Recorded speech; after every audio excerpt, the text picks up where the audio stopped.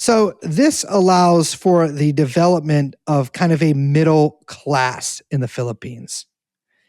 So by the late 1800s, an influential group of Filipinos who had studied in Europe and learned about all these amazing liberal ideals come back to the Philippines, and they tell everybody about this crazy concept they've heard of called nationalism, and they try to start a revolution. So they were part of an educated middle and upper class called Ilustrados.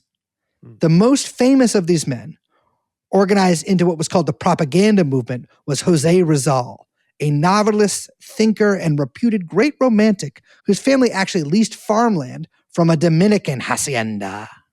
So, all right, it's a little too complicated to explain here, but and this is just a little aside about Jose Rizal's hacienda situation. But in 1887 to 1888, he was embroiled in a court dispute with the Dominicans when he led his fellow tenants against the landlords. They had this lawsuit, et cetera, et cetera, et cetera.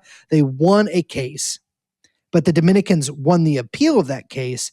And then soldiers of the Spanish Empire came and burned down some of their houses and beat the shit out of some of their people and took the land.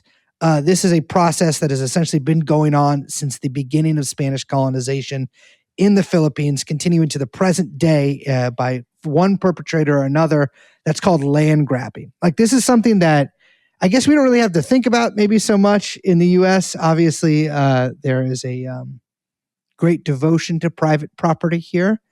But in the Philippines, it's really private property matters if you're rich, because you can kind of just take it from anybody who might already have it.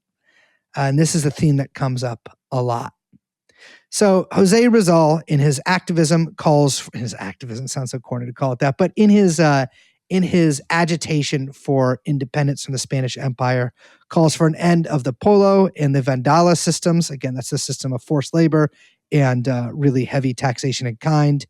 And then he was executed by the Spanish. There's actually pictures of it. And I've actually been in a museum and seen a piece of his spine. And in fact, there's sort of cults. The Philippines is filled with cults, but there's a cult of people who worship him, who thought that he was kind of like a Jesus type figure who got killed before he could kind of usher in whatever Jesus was supposed to be ushering in. And it's I gotta be honest, it seems a little, it takes all kinds.